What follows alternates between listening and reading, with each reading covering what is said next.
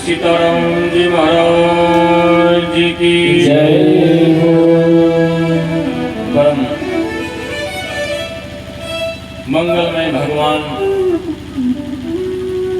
दीन बंधु की अद्भुत कृपा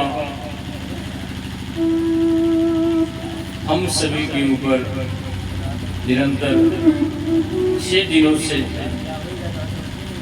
श्री ज्ञान गंगा में गोता लगाने का यह परम सौभाग्य प्राप्त हुआ।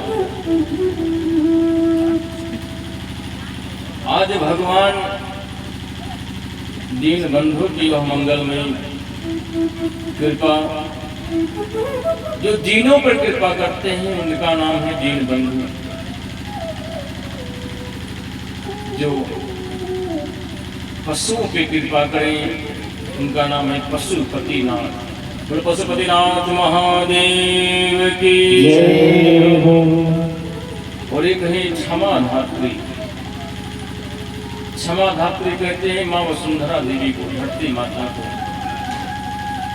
जो हर वक्त अपने पुत्रों पर दया करती हैं, कृपा करती हैं, और जिनका कोई नहीं है। पशुओं के आराध्य देवता भगवान भोलेनाथ, और जो दीनहीन दुखी हैं उनके देवता भगवान गोविंद हैं। इसीलिए इनको कहते हैं दीनबंधु भगवान। आज भगवान का प्रथम विवाह भगवती लक्ष्मी स्वरूपा श्री रुक्मणी मैया से होता है, वो भी राक्षस विधि से हुआ। देखो, जो लक्ष्मी के पीछे भागेंगे उनको शिशुपाल की तरह रोना पड़ेगा। क्यों? लक्ष्मी तो नारायण की है। लक्ष्मी तो नारायण के पास रहेंगे। और जो नारायण के पीछे भागेंगे लक्ष्मी अपने आप आ जाएंगी। लक्ष्मी के पीछे भागने वालों का शिशुपाल जैसा हाल होगा। भगवान का प्रथम विवाह और प्रथम पुत्र प्रद्युम्न हुए, जो साक्षात कामदेव के अवतार हुए। कामस्तु वासुदेवांशो दग्धं प्रागरुद्रमण्डुनः देहोपवर्तये भूयास्तमेवाप्रत्यपद्यतः। एक बार भगवान रुद्र क्रोध होकर के काम को भस्म कर देते हैं। यति मैया के अनुनय विनय से, प्रार्थना से भगवान वरदान देते हैं कि द्वापर युग में श्री कृष्ण के पुत्र के रूप में तुम्हें प्राप्त होंगे। वो वरदान आज सफल हुआ और कामदेव के रूप में भगवान के प्रथम पुत्र प्रद्युम्न हुए।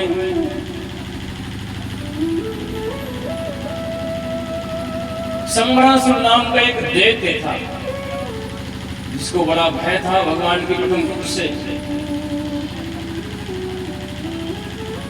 बालक ने जन्म लिया, उसके बाद ही संबरासुर आकर के बालक का अपहरण कर लिया, बालक को चुरा लिया और चुराने के बाद जाकर के समुद्र में फेंक दिया। बालक को एक मछली ने निगल लिया और एक मल्लाह ने मछली को पकड़ लिया। जब मछली का पेट फाड़ा उसमें एक बालक निकला तो मल्लाह ने उस बालक को राजा को भेंट कर दिया। और प्रद्युम्न संबरासुर के यहाँ रहने लगे। संबरासुर को ये नहीं पता कि वही बालक है जिसको मैंने समुद्र में फेंका। धीरे धीरे पालन पोषण होने लगा। इधर नारद जी एक दिन रति मैया से कहते हैं, अरे तुम यहाँ घूम रही हो, वहां तुम्हारे प्राण प्रिय तुम्हारे पति देवता का जन्म हो गया है और संबरासुर उनका अपहरण कर लिया और पुनः मछली निगल ली तो मल्लाह के द्वारा पुनः संबरासुर के यहाँ है और वही तुम्हारे पति देवता हैं। रति देवी को बड़ी प्रसन्नता हुई। उन्होंने छदम भेष बनाकर के संबरासुर के राज्य में गई और उन्हीं के राज्य में काम करने लगे और उस बालक का पालन पोषण करने लगे। कृष्ण तनय होने के कारण अल्प समय में युवा हो गए, बड़े हो गए। एक दिन प्रद्युम्न कहते हैं रति से कि देवी, एक तरफ तुम्हारा स्नेह तो मातृत्व जैसा दिखता है, वत्सल तुम्हारा मातृत्व जैसा है, लेकिन दूसरी ओर तुम्हारा वत्सल मातृत्व जैसा नहीं है, बड़े व्यवहार में परिवर्तन है। देवी ऐसा क्यों है? तो रति देवी पूरा विस्तार से बताती हैं कि स्वामी, आप मेरे पति देव हैं और एक जन्मों के नहीं अनेक जन्मों के आप श्री कामदेव हैं और हम आपकी पत्नी रति हैं। भगवान रुद्र ने आपको भस्म कर दिए थे। उन्होंने वरदान दिया था कि द्वापर युग में भगवान कृष्ण का जन्म होगा, उनकी प्रथम पुत्र में प्राप्त हो जाएंगे। महाराज, आपका जन्म हुआ, संबरासुर जिसके आप रहते हैं वो आपको चुरा करके समुद्र में फेंक दिया। उसके बाद मल्लाह ने मछली निगल ली, मछली से मल्लाह ने लेकर आकर के पुनः आपको यहाँ ले आया। ये संबरासुर आपका दुश्मन है, शत्रु है और मैं आपकी प्राण प्रिय पत्नी हूँ।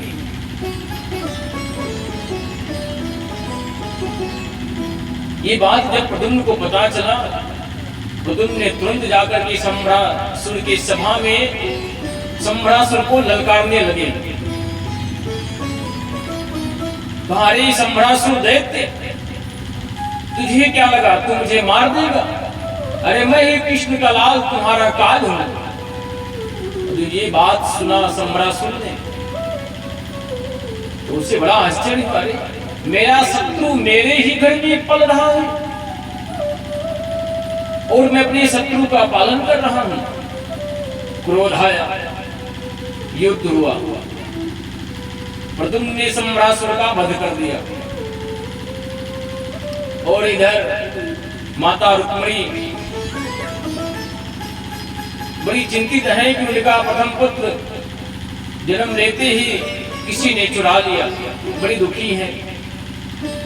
आज प्रद्युम्न और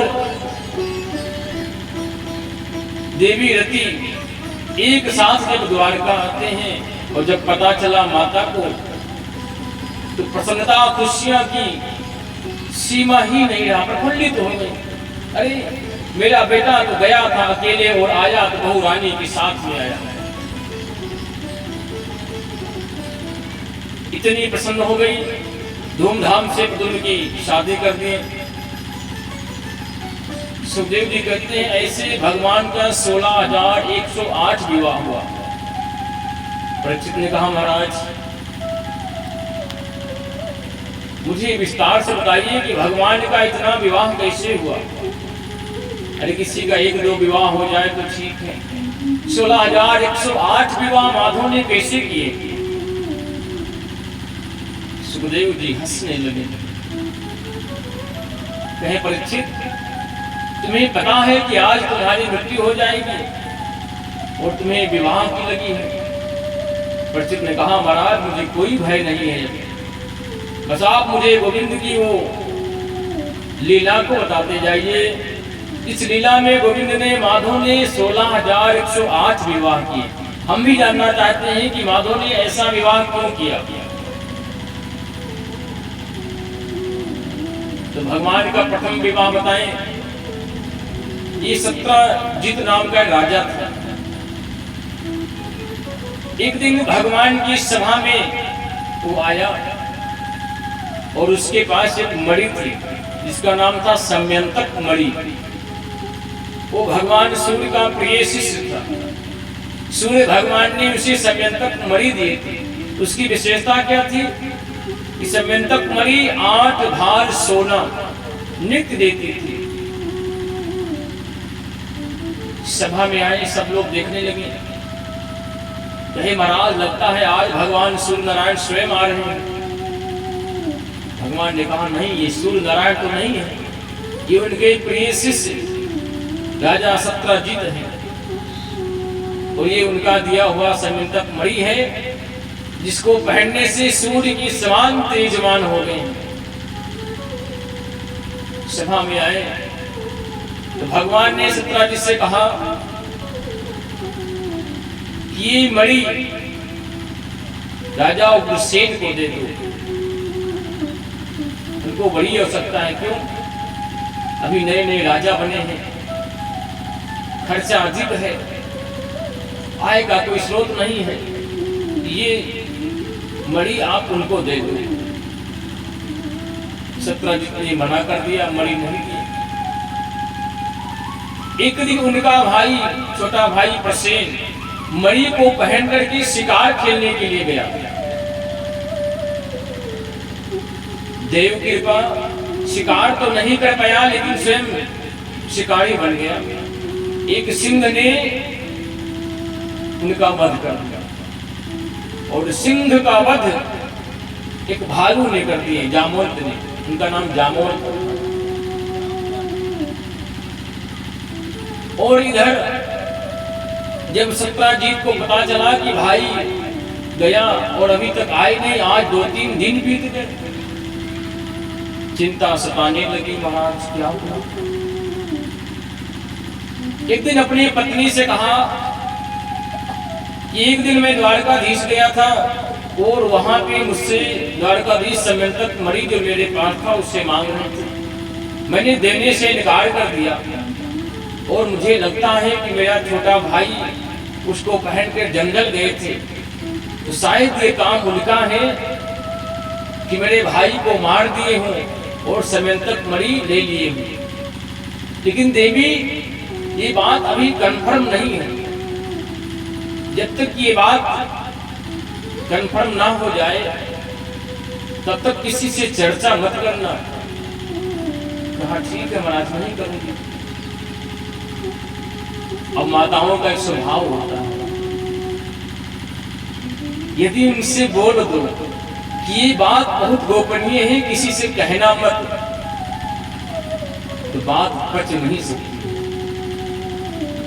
किसी न किसी से जरूर कहेंगे, चाहे अपने माता से कह दें, चाहे अपने बहन से चर्चा कर ले। तो उन्होंने कहा किया, जो उनका सबसे खास पड़ोसी थे उनसे उन्होंने चर्चा की कि बहिनी ऐसे ऐसे हमारे पति देवता कह रहे थे कि द्वारकाधीश ने मेरे भाई को मारा है, लेकिन ये बात अभी कंफर्म नहीं हुई है।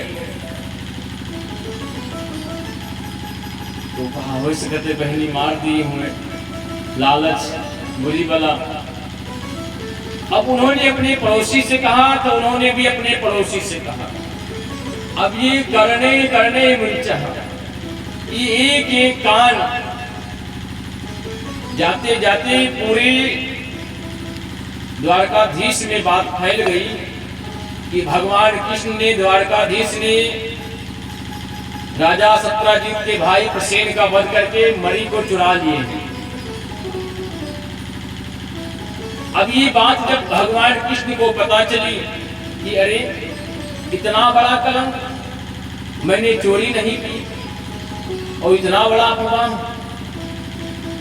अब इधर प्रजा में एक लहर उठी, सब लोग कहने लगे अरे हो सकता है बचपन में माखन मिश्री चुराता था, आज बड़ा हो गया तो सोना चांदी हीरे मोती चुराने लगा, कि बचपन से चोर था। लोग अफवाहें उड़ाने लगे कि जनता है महाराज,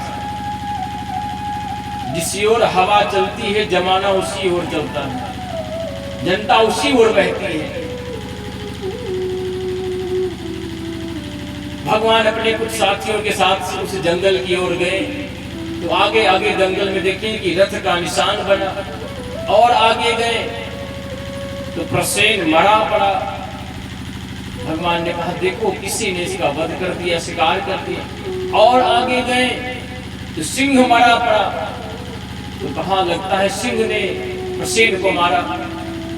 अच्छा सिंह को किसने मारा? तो और आगे गए तो गुफा था। भगवान ने कहा शायद इस गुफा में होंगे जरूर। भगवान गुफा में प्रवेश कर गए और अपने साथियों से कहा देखो जब तक मैं बाहर ना आ जाऊं तुम लोग जाना मत और अंदर आना मत। ठीक है। भगवान अंदर घुसे तो एक कन्या उस मरीज के साथ खेल रही थी। जामवंत की पुत्री थी, उनका नाम था जामवंती। भगवान ने उस मरी को लेने का प्रयास किए, पीछे से जामवंती जी आए और एक मुक्के का प्रहार कर दिया।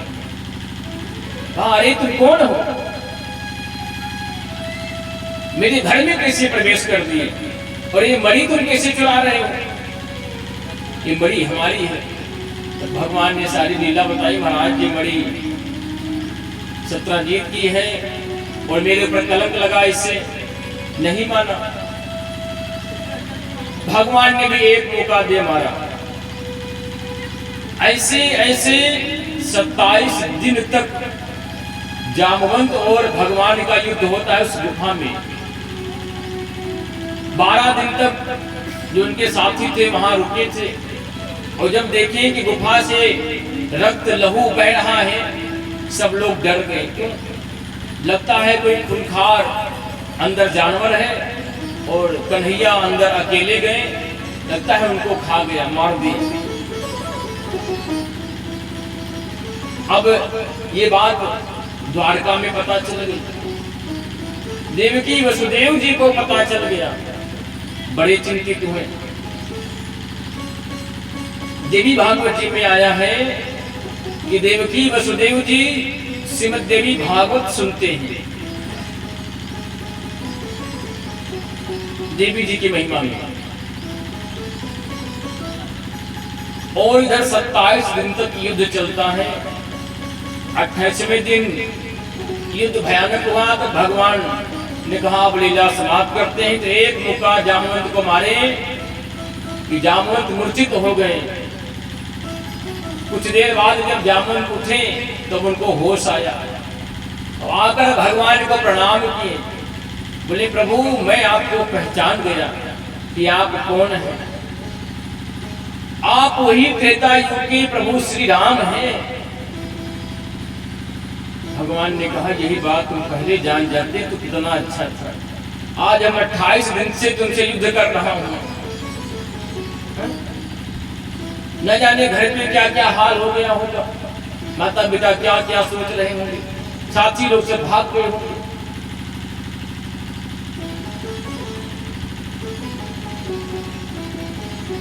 राम कथा में इस प्रसंग का मतलब कि जामवंत जी भगवान से वरदान मांगते हैं युद्ध करने का। जब रामादल में सारे बांदर भालू सब लोग एकत्रित हुए और राम और रावण का युद्ध हुआ तो सब लोग युद्ध किए। लेकिन जब जामवंत जी की बारी आवे जब कहीं अंगद आ जाए, अरे दादा तुम बैठो मैं देख लूंगा। कहीं नल नील आ जावे, अरे दादा तुम बैठो मैं देख लूंगा। आप केवल मार्गदर्शक बताओ बाकी हम युद्ध जीत लेंगे। जबकि हनुमान जी आ जाए। एक बार जामवंत जी ने रावण को मारा था जो कि मूर्छित हो गए थे। तब से उनको युद्ध करने का अवसर नहीं मिला। युद्ध समाप्त हुआ तो जामवंत जी ने राम जी से कहा महाराज ये आज के जितने बालक हैं नवयुग युवक ये मुझे बुद्धि समझ रहे हैं और इनको ये नहीं पता कि हमारे में कितना बल है और मुझे अपने बल का पराक्रम पौरुष दिखाने का अवसर नहीं मिला। तो प्रभु ये काम करो, आओ हमारा और आपका एक बार हो जाए। तो भगवान ने कहा देखो भैया ये मेरा रामा अवतार है और ये मर्यादित अवतार है और यदि हम आपसे युद्ध करेंगे आपका वध कर देंगे तो लोग यही कहेंगे कि काम निकल गया तो अपने आदमी को मारना शुरू कर दिया। इसलिए ये तुम्हारी इच्छा अभी अधूरी रहेगी और द्वापर युग में जब मैं कृष्ण के रूप में अवतार दूंगा सारी कलाओं से मैं परिपूर्ण रहूंगा, उसमें हम तुम्हारा ये मनोकामना पूर्ण कर देंगे। तो भगवान ने बताया महाराज अब ये मरी तो मैंने अपने बेटी को दान कर दिया है और पुत्री को दान करने के बाद उसे लिया नहीं जाता है। तब भगवान ने कहा तब जामवंत जी ने कहा प्रभु एक अनुग्रह और करिए। क्या? प्रभु मरी के साथ साथ बेटी का भी दान स्वीकार करें और उनसे विवाह कर लें। भगवान ने कहा क्या करें, कलंक से बचना है तो कुछ ना कुछ तो करना पड़ेगा। तो क्या था, जंगल में मंगल हो गया, जामवंती जी से विवाह हो गया। देवी भागवत में कहते हैं कि जामवंत भालू वृक्ष तो उनकी लड़की भी वही भालू। तो भगवान पहले द्वारकाधीश आते हैं और जामवंती देवी को चुनरी कपड़े से ढक करके लेके आते हैं और रुक्मणी मैया से कहते हैं देवी देखो आज मैंने तुमसे भी सुंदर कुछ लाया हूं, तुमसे भी ज्यादा सुंदर है। तो किसी देवी से कहो ये तुमसे ज्यादा सुंदर है तो बड़ी चिढ़ होगी उनमें अंदर अंदर से, अरे मुझसे ज्यादा सुंदर तो नहीं है, अरे वो कम सुंदर हो। लेकिन कोई देवी ये नहीं चाहती है कि हम सुंदर नहीं हैं।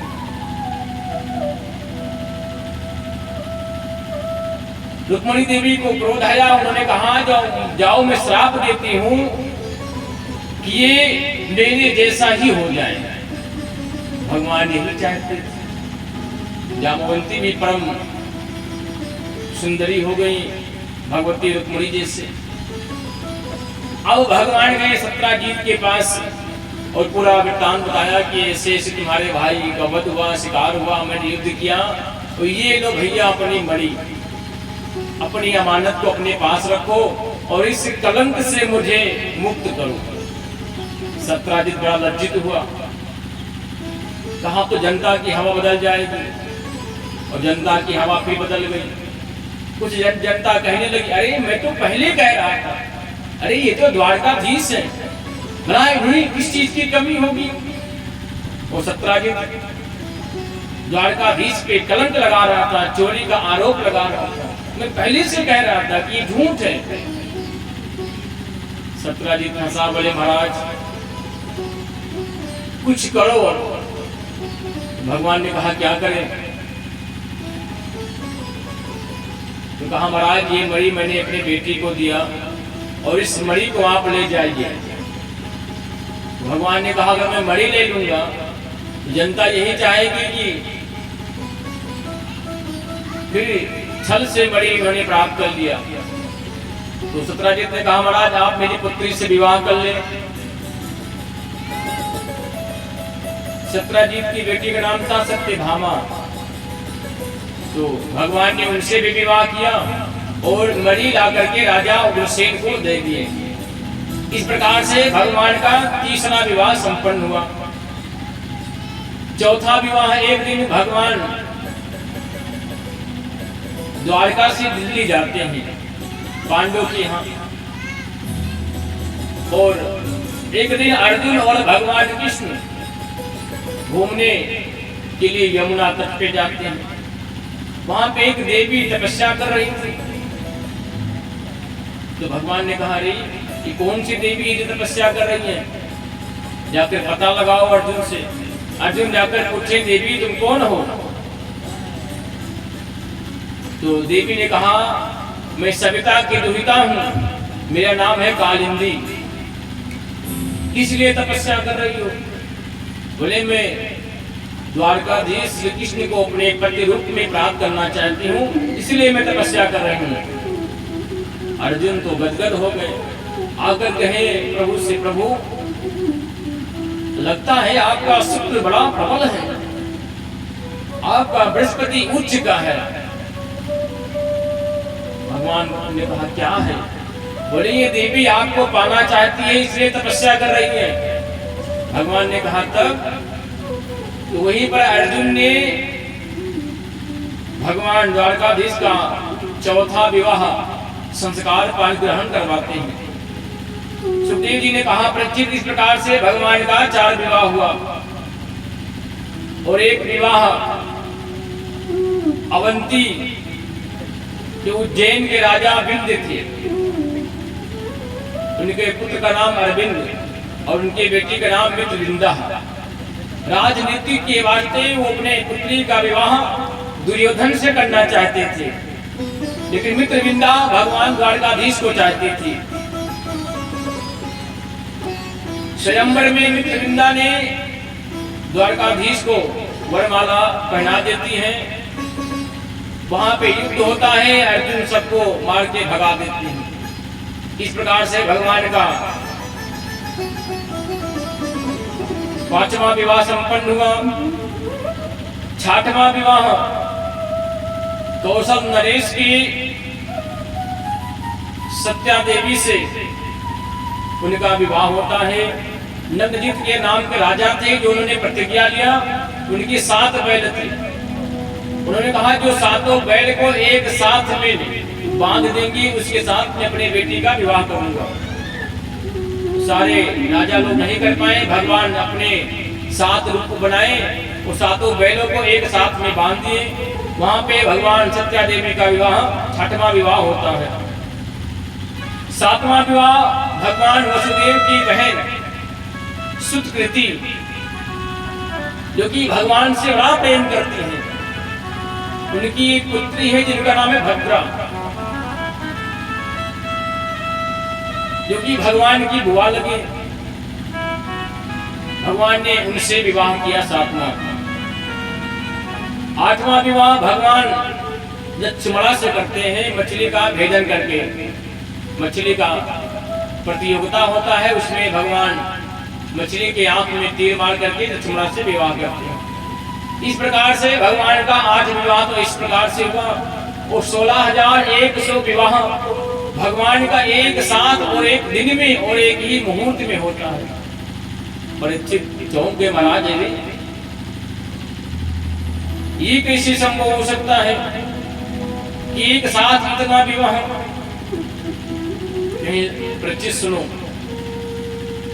प्राग ज्योतिषपुर का राजा भौमासुर, उसे तो नाम है नरकासुर, लेकिन भूमि का पुत्र होने के कारण उसका नाम भौमासुर पड़ा।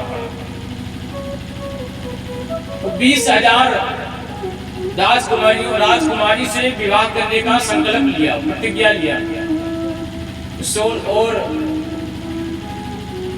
सारे राजाओं से युद्ध करता था, और जो राजा उससे पराजित हो जाते थे उनके राज्य की सारी राजकुमारियों को ला करके बंदी बना लेता था। ऐसे ऐसे 16,100 राजकुमारी को बंदी बना दिया। ये बात भगवान को पता चली। भगवान सत्यभामा के साथ जाते हैं प्राग ज्योतिषपुर में। वहां पे नगर रक्षक एक दैत्य है जिसके 5 सिर हैं, उसका नाम है मूढ़ नाम का दैत्य। भगवान उसका वध करते हैं, उसका सिर काट देते हैं, और तब से भगवान का एक नाम पड़ गया, क्या? मुरारी। तो मुरारी भगवान की जय हो। और भौमासुर का युद्ध होता है, भगवान उसे मार देते, वध कर देते हैं, और सारे राजकुमारी को बंधन से मुक्त कर देते हैं। अब राजकुमारी कहाँ जावे, किसके घर जावे?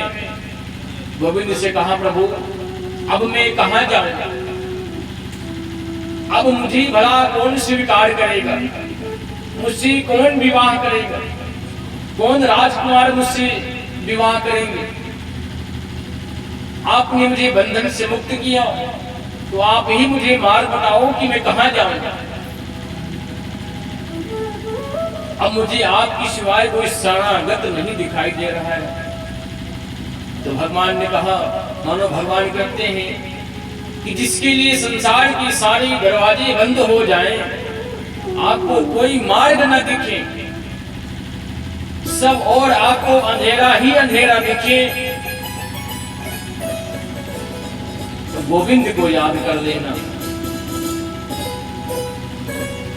और हम तो यही कहते हैं, बार बार कहेंगे, अभी भी कहेंगे कि हमें अंधेरे की इंतजार नहीं है, हमें अंधेरे की इंतजार नहीं है। अरे हम तो उजाले में भी गोविंद को पुकारेंगे। ऐसा नहीं कि आपत्ति विपत्ति संकट दुख तकलीफ कष्ट बाधा आवे तब भगवान के प्रति भक्ति चढ़ जावे, वैराग्य आ जावे। भगवान को हर क्षण भजो, दुख में ही नहीं सुख में भी भजो। तो भगवान 16,100 राजकुमारी को एक साथ विवाह करते हैं, एक ही नक्षत्र और एक ही मुहूर्त में। श्री बाके बिहारी रे तोर करो दुख मेरे, श्री बाके बिहारी रे तोर करो दुख मेरे, श्री ब्रज बिहारी रे तोर करो दुख मेरे, श्री बाके बिहारी रे तोर करो दुख मेरे, हाँ तोर करो दुख मेरे, तोर करो दुख मेरे, तोर करो दुख मेरे।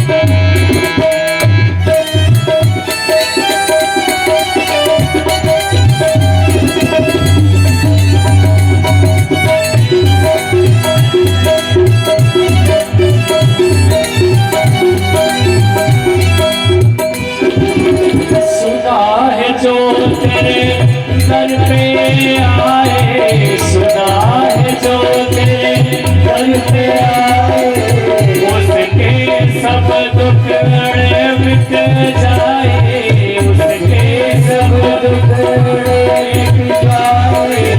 सुना है जो तेरे शरण में आए, उसके सब दुख मिट जाए। आया शरण तुम्हारी रे, आया शरण तुम्हारी रे, दूर करो दुख मेरे शिवा की बिहारी रे, दूर करो दुख मेरे शिवा की बिहारी रे, दूर करो दुख मेरे।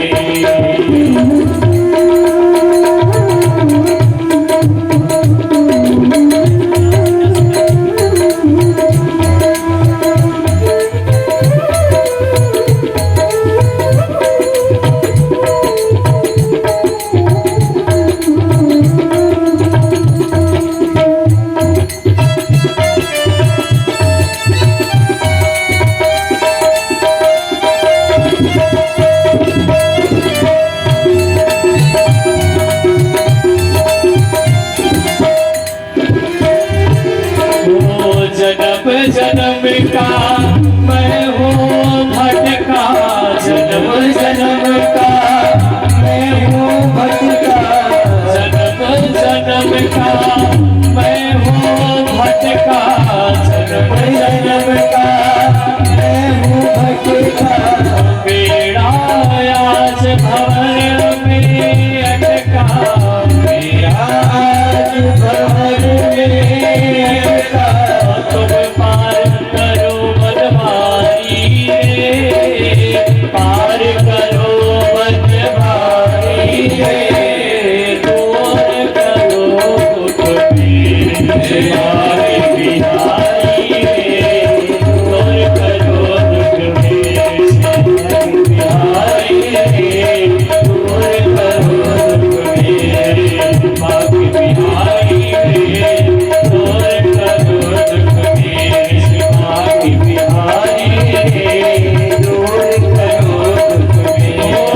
दूर करो दुख मेरे, दूर करो दुख मेरे शिवाय बिहारी रे, दूर करो दुख मेरे शिवाय बिहारी रे, दूर करो दुख मेरे शिवाय बिहारी रे, दूर करो दुख मेरे शिवाय बिहारी रे, दूर करो दुख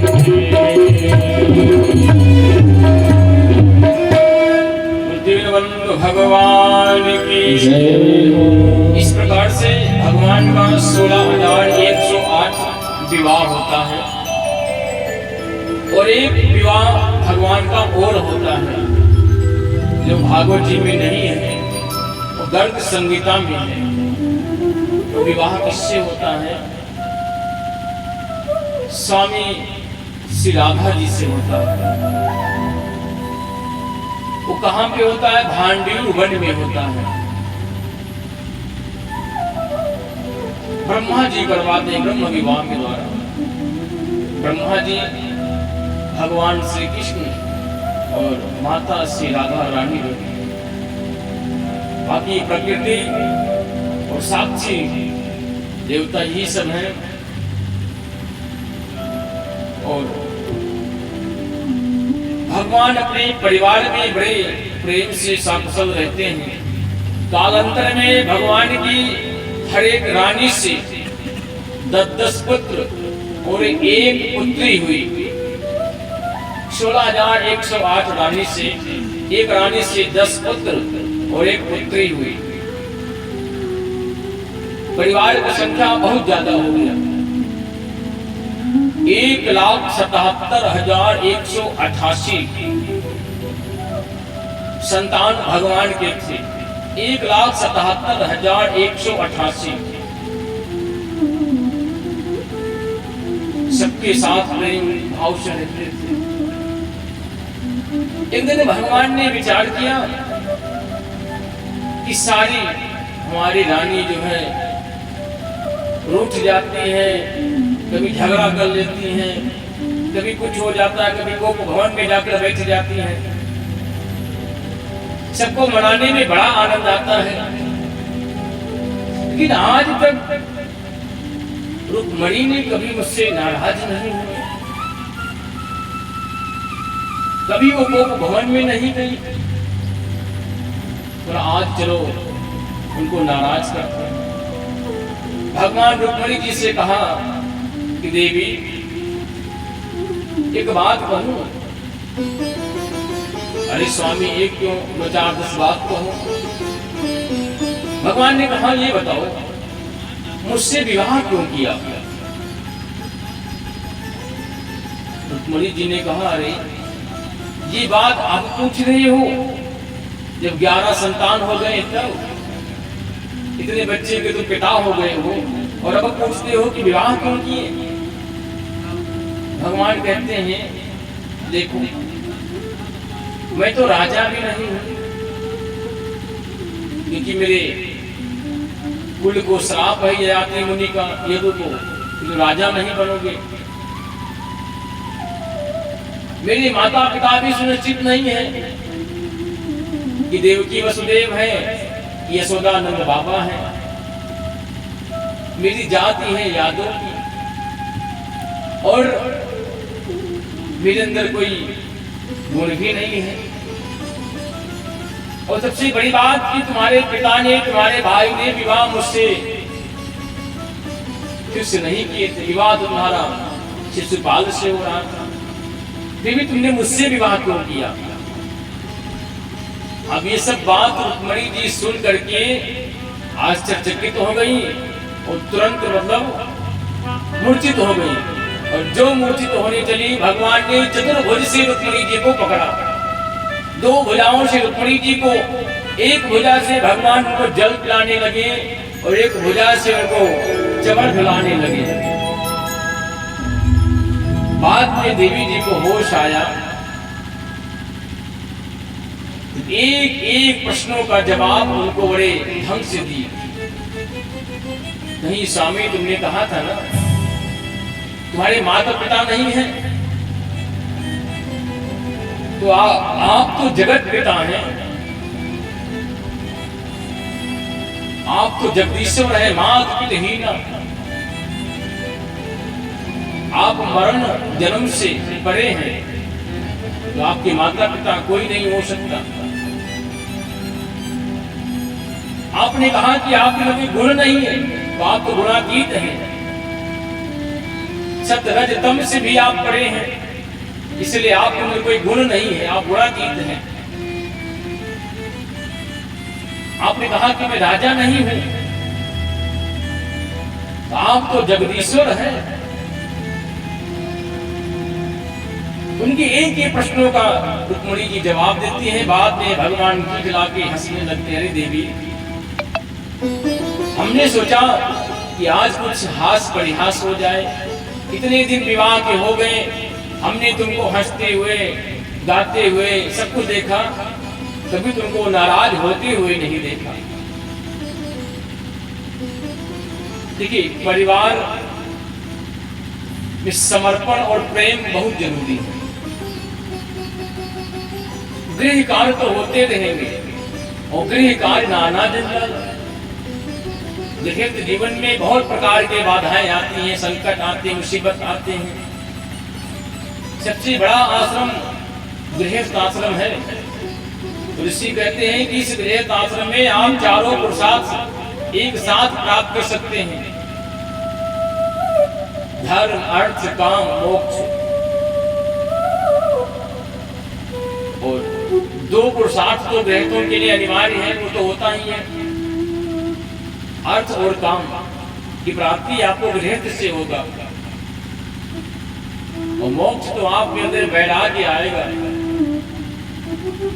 तब आपको मोक्ष की प्राप्ति होगी। ऐसा नहीं कि एक पैर ऊपर और एक पैर धरती पर, फिर भी मन में लालसा है कि अगर पड़ोसी जमीन बेचे तो हमका लिखवाई दे। गन्ना बिकान नाये बही, खेती चौपट हो गए, नाती के ब्याह के लिए तो पतो उनको के हाथे पानी पी ले, बनाती हो जा तो का हम देख ले, एक पैर स्वर्ग में है, वो लालसा है कि बनाती हो तो उसके हाथे पानी पी मिल जा तो का हम देख ले। ये विचार नहीं आ रहा है कि अब तो कम से कम बैराग ले लूं, अब तो गोविंद का नाम जप लूं। देखो माई बाप, जीवन की हर एक कार्य जरूरी है, लेकिन चौथे पन में वैराग्य होना बहुत जरूरी है। जब आपका उस समय आवे, चौथा पन आवे, और हम तो कहते हैं चौथे पन का इंतजार भी मत करना। क्यों? अब चौथा पन का कोई भरोसा नहीं कि कब आ जावे, बस इस समय का इंतजार करो कि जिस दिन आपका पुत्र कमाने योग्य हो जाए,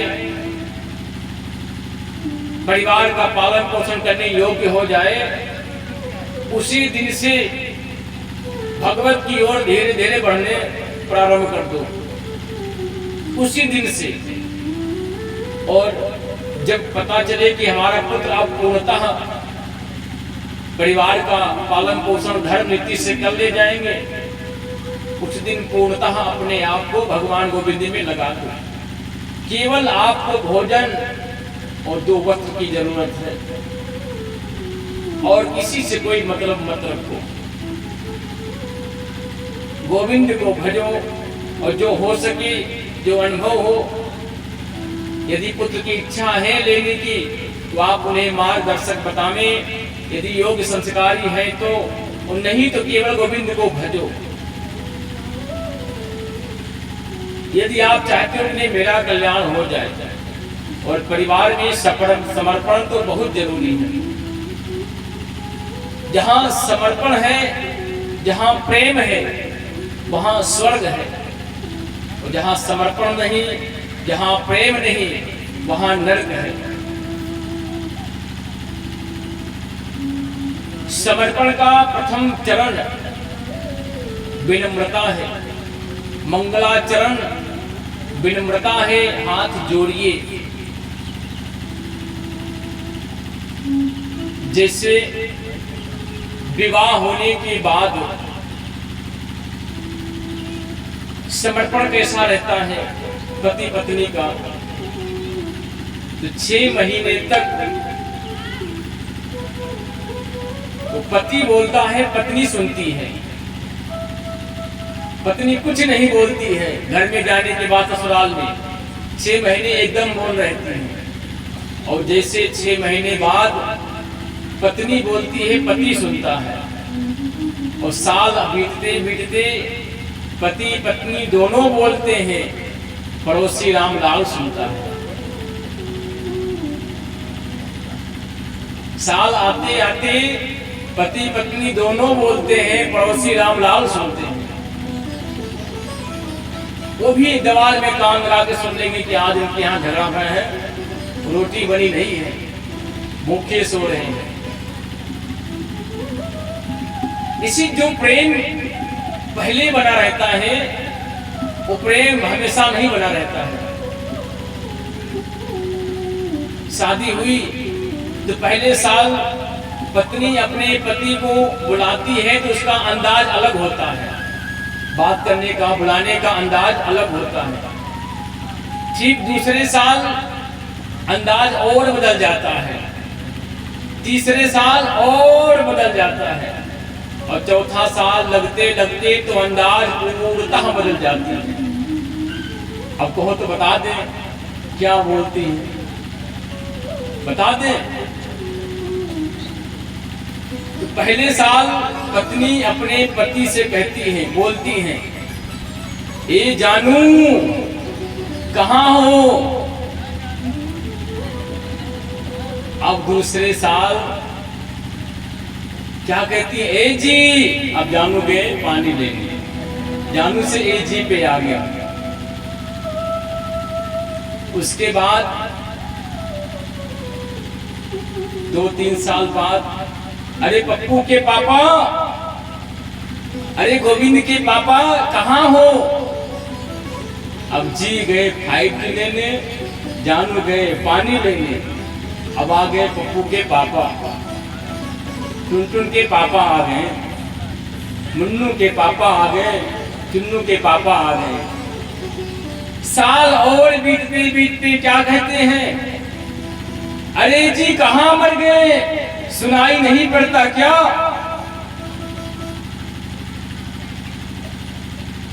अब जानू गए पानी, जी गए 5G, चुन्नू मुन्नू के पापा ए जी कहाँ मर गए, सुनाई नहीं पड़ता। तो ये समर्पण है। शादी के पहले 36 गुण मिलते हैं, खूब गुण मिलते हैं, और 2, 4, 5 साल के बाद महाराज जी बनता नहीं है, कोई पूजा करवा दो, इससे बनने लगे। और यही बात दोनों कहते हैं।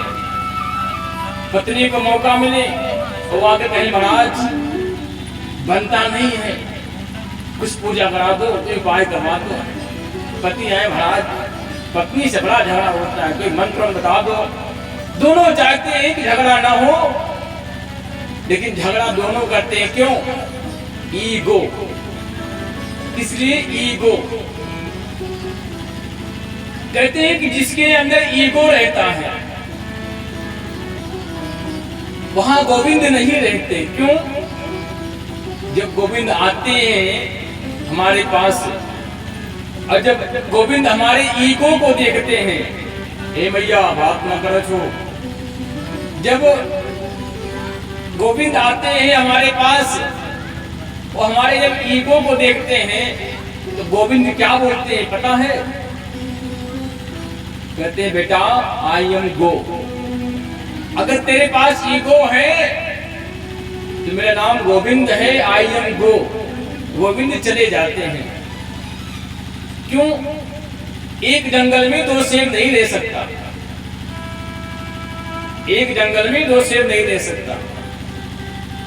पाप और पुण्य एक साथ नहीं हो सकता है,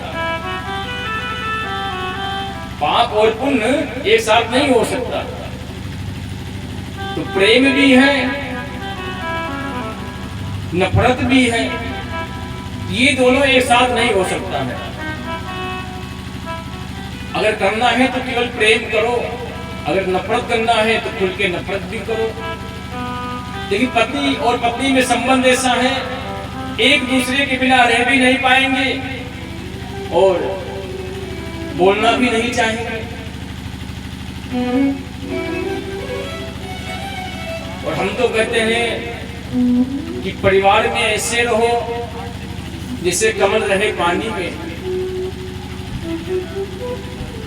कहते हैं जहां समर्पण है, प्रेम है, चाहे देवरानी जेठानी में, सास बहू में, नंद भाभी में, किसी में भी हो, आप मानिए कि जेठानी गई है बाजार, सुबह गई बच्चों को छोड़ करके और शाम को आई है, या मायके गई 1 हफ्ते बाद आई, आते आते रात्रि हो गया। अब उनके मन में टेंशन बनी है। क्यों? अभी घर जाएंगे, कमरा साफ करना पड़ेगा, बर्तन धुलना पड़ेगा, खाना बनाना पड़ेगा। सब चिंताएं, टेंशन आने से पहले सताने लगी। क्यों? देवरानी से बनती नहीं है ना, इसलिए। अगर देवरानी से बनती तो क्या होता? ठाट से जाती, घर बढ़िया साफ सुथरा मिलता, बर्तन धुला हुआ मिलता, बना बनाया भोजन मिलता, आराम से भोजन करती, आराम से सो जाती। दीदी आती, पाँव दबाती और दीदी दीदी दीदी दीदी आगे पीछे करती। यदि आप प्रेम से रहते तो, और यही बात मैं अपनी माताओं से भी कहूंगा। देखिए, लोग कहते हैं सास बुरी होती है, कहते हैं कि सास बुरी होती है। अरे मैं कहता हूं सास कहां है? ये जिस दिन आप, जो विवाह होता है, विवाह में 7 वचन होते हैं। आप लोगों ने 7 वचन दिए कि नहीं? अच्छा, आप लोगों ने 7 फेरे भी लिए होंगे, क्यों? 7 फेरे लिए कि नहीं? कोई गाना बना था, मैंने सुना था, कौन सा है? 7 फेरों के साथों बचन। किसी ने गा दिया तो हमने सोच लिया कि नहीं नहीं महाराज 7 फेरे होते हैं, 7 वचन होते हैं, 7 जन्म के लिए होते हैं। तो ये कंफर्म कर लिए कि 7 जन्म के बाद 8वें जन्म में तुम्हें जरूरत नहीं है। ये गलत है, ये गलत है। 7 फेरे नहीं होते हैं, फेरे 4 होते हैं। 4 पुरुषार्थ हैं, 4 वेद हैं, 4 तत्व हैं। एक एक फेरा घूमने से, अग्नि का परीक्षण करने से एक एक पुरुषार्थ की प्राप्ति होती है। धर्म, अर्थ, काम, मोक्ष, ये 4 परिक्रमा हैं। तो 7 परिक्रमा उसमें नहीं लिखा है, किसी पंडित जी से पूछ लेना, उसमें सप्तपदी लिखा हुआ है। 7 कदम साथ में चलने को लिखा है। 7 साथ चलो, क्या लिखा है? 7 साथ चलो, 7 साथ रहो, 7 साथ खाओ, 7 साथ जियो, ये लिखा है। और उसमें वचन में क्या लिखा है? तो कन्या वचन, पुरुष वचन जो होता है। आजकल तो वचन से कोई मतलब नहीं होता, बस पंडित जी बहुत देर हो रहा है, जल्दी विवाह करवाओ, नींद आ रही है, भूख लगी है, विदाई जल्दी करना है। क्यों? सारा समय तो जयमाल में चला गया, सेल्फी पोज बनाने में, फोटो खींचने में चला गया, तो विवाह का समय कहाँ बचा? अब विवाह सही मुहूर्त में होता कहाँ है? पहली बात तो रात्रि विवाह निषेध है, रात्रि में विवाह होना ही नहीं चाहिए। क्यों? आप लोग पढ़े लिखे इतिहास पढ़ेंगे तो जानेंगे कि मुगलों के कारण रात्रि में विवाह होना प्रारंभ हुआ, हमारे पूर्वज लोग करते थे। क्यों? ये विदेशी अंग्रेजी लोग क्या करते थे? हमारी बहन बेटी को अपहरण, विवाह नहीं होने देते थे, उठा ले जाते थे, दुष्ट थे साले राक्षस। तो इसलिए पूर्वज लोग रात्रि में विवाह करना प्रारंभ कर दिए, तब से आगे प्रथा चली आई, नहीं रात्रि में विवाह होगा। ये हमारे सनातन से इसको खत्म होना चाहिए। दूसरा, 7 पग नहीं 4 पग है। और विवाह में जो वचन होते हैं उस पर ध्यान देना चाहिए। तो पहला वचन यही रहता, लड़का यही पूछता है कि जिस प्रकार से आप अपने माता पिता भाई बंधु को, अब आज आप लोग चाहे जाने में चाहे अनजाने में आपने हाँ तो कहा होगा। पंडित जी तो इतना कहवाते हैं कि हाँ देवी जी आपको स्वीकार है, तो आपके वाम भाग में आएंगे। क्यों मैया, आप लोगों ने लिया वचन कि नहीं लिया? तो बोलो, या तो आप लोग फंस जाओगे, फंस जाओगे। बोलूं, आपने वचन लिया है कि जिस प्रकार से मैं अपने माता पिता, अपने भाई, अपने बंधु का सम्मान करती हूँ, उसी प्रकार से मैं वर पक्ष के लड़के का, उनके माता पिता, उनके भाई बहन बंधु का उसी प्रकार से मैं सम्मान करूंगी और उसी प्रकार से मैं प्रेम करूंगी। अपने माता पिता में और उनके माता पिता में मैं भेदभाव नहीं करूंगी। या मैं अग्नि के समक्ष प्रतिज्ञा लेती हूँ, वचन है अग्नि के समक्ष, उसे कहते हैं सौगंध लेना, कसम लेना। अपने इस प्रकार से सौगंध लिया।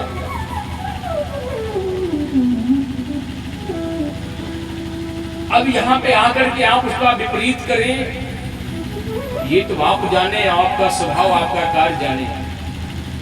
मैं तो केवल आपको याद दिलाया हूँ आज।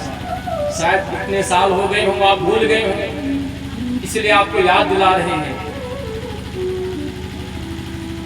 और मैं अपनी माताओं से भी कहूंगा कि माता,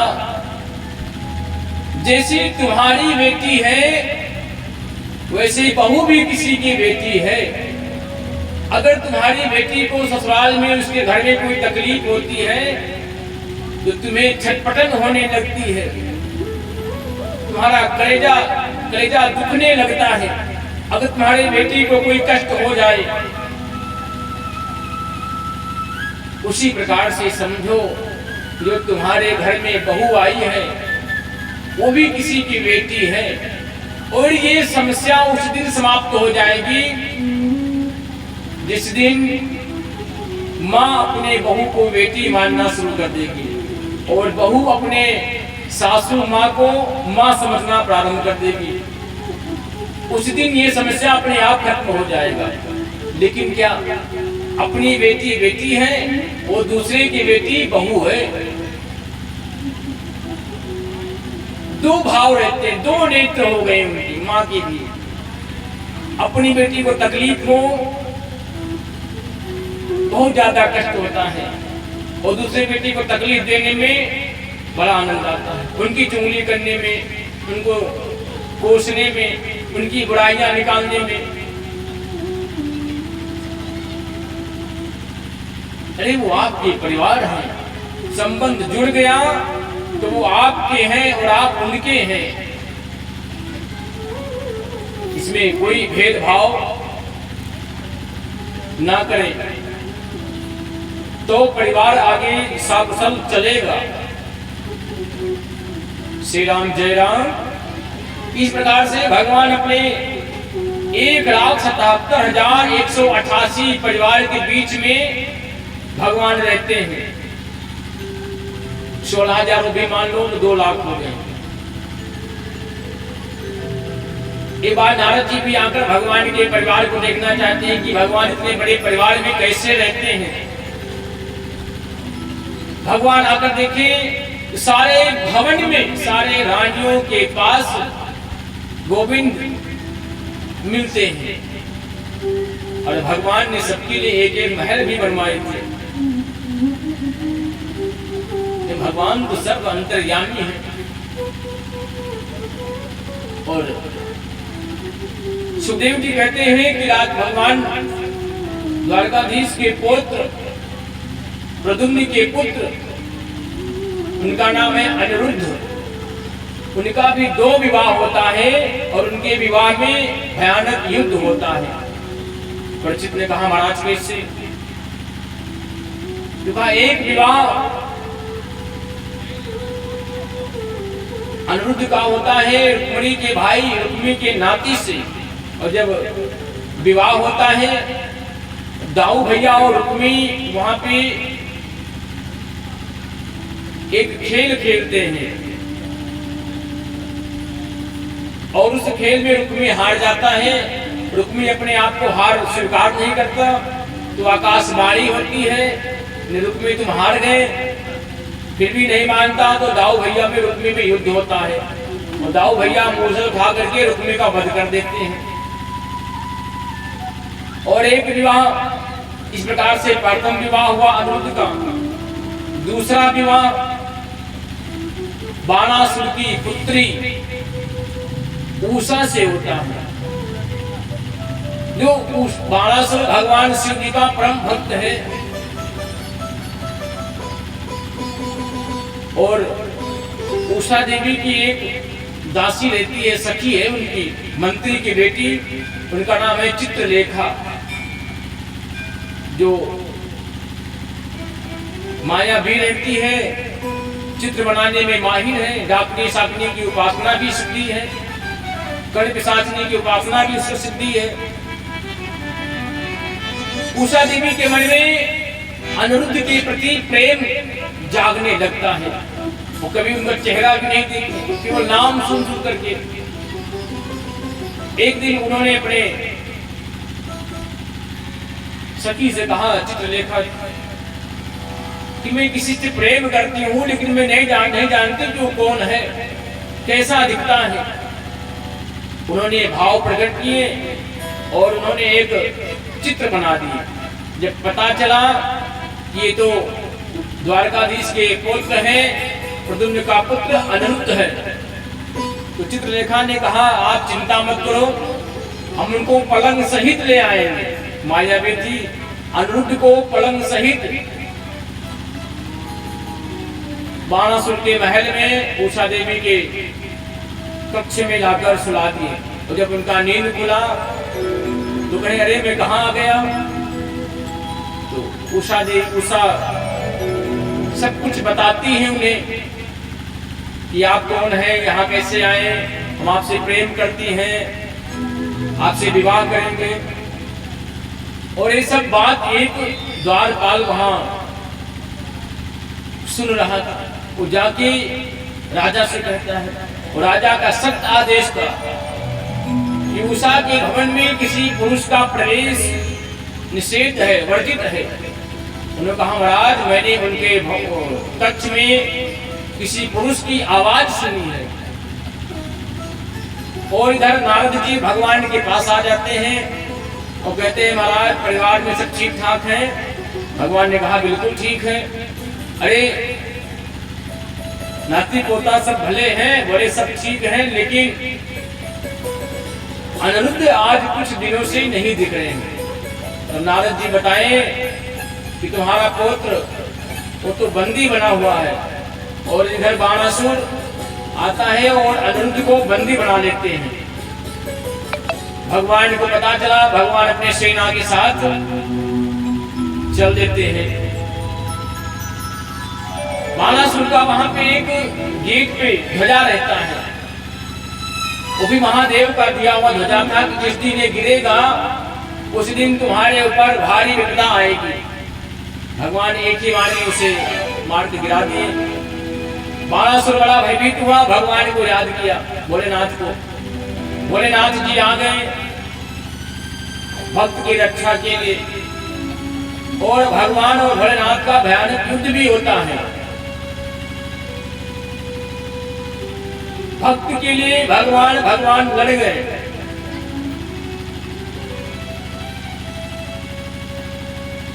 लास्ट में भगवान महेश्वर अस्त्र को चला करके भगवान को मोहित कर दिए, विस्मित कर दिए, और बाणासुर और अपने पुत्र को अनिरुद्ध को बंधन से मुक्त कर लिए। बाद में भगवान शिव जी भगवान से निवेदन करते हैं, महाराज इस युद्ध को यहीं पर विराम कर दो, ये मेरा भक्त है, इसे आप माफ कर दो। भगवान ने कहा, ये भक्त तो मेरा भी है और इसका मैं वध नहीं करूंगा। क्यों? ये बलि का प्रपौत्र है, उनके खानदान का है, और बलि मेरा भक्त, प्रहलाद मेरा भक्त है, तो उसके नाते ये भी मेरा भक्त हुआ और इसका मैं वध नहीं करूंगा। तो इस प्रकार से भगवान अनिरुद्ध का दो विवाह, दोनों में भयानक युद्ध हुआ। इधर परीक्षित जी बीच बीच में कहते हैं, महाराज कन्हैया के साथ साथ थोड़ा दाऊ भैया के बारे में भी प्रकाश डालते रहिए। तो सुखदेव जी कहते हैं कि एक बार माधव मास में चैत्र वैशाख में छुट्टी लेकर के भगवान दाऊ जी वृंदावन जाते हैं। वहां पे सारे बाल के साथ यमुना तट पे जाते हैं, खेल खेलते हैं, फल इत्यादि खाते हैं। प्यास लगी तो यमुना जी का आवाहन किए, यमुना जी नहीं आई। दाऊ भैया को क्रोध आ गया और उन्होंने हल मूसल को उठाया और यमुना जी को ललकारते हुए पृथ्वी पर एक प्रहार किए। यमुना जी भागती हुई आई, त्राहिमाम त्राहिमाम। तब भगवान ने कहा, तुम मुझे नहीं जानती, मैं शेषावतार हूँ और तुम मेरी आज्ञा का अवहेलना की। यमुना जी त्राहिमाम करके भगवान से, दाऊ भैया से क्षमा मांगती है। तब से यमुना जी टेढ़ी बहने लगी। ये दाऊ भैया की हल का प्रभाव है कि यमुना जी टेढ़ी हो गई है। और जब दाऊ भैया वृंदावन चले गए तो उधर एक राजा था, उनका नाम था पौंड्रुक। उनका एक मित्र था काशी राजा। वो अपने आप को वासुदेव समझता था, अपने आप को भगवान समझते थे। जैसे यहाँ पे भी बहुत सारे ऐसे लोग हैं जो अपने आप को सर्वसमर्थवान समझते हैं। अरे एको हम द्वितीयो नास्ति, मेरे जैसा धनवान, मेरे जैसा बलवान, मेरे जैसा ज्ञानी मतलब जहां मेरा मेरा मेरा मेरा लग गया, ऐसे पौंड्रों में था, अपने आप को वासुदेव समझता था, उसका मित्र था। कहा महाराज तुम नाटक करो वासुदेव का, हम तुम्हारा प्रचार करेंगे। पौंड्रुक ने इतना बढ़िया अपने आप को सजाया कि 2 हाथ तो थे ही, 2 हाथ को भी टेक लगवाया, एक हाथ में शंख, एक हाथ में चक्र, एक हाथ में पुष्प और एक हाथ से आशीर्वाद देने लगा। चाइना के संपर्क से एक बढ़िया गरुड़ बनवाया, इलेक्ट्रॉनिक वाला, बटन दबावे गरुड़ उड़ जाए, बटन दबावे गरुड़ नीचे आ जाए, सिस्टम से बनवाया था। और काशीराज ने कहा महाराज अब आप बिल्कुल वासुदेव लगते हो, अब एक काम और है। क्या? अब जो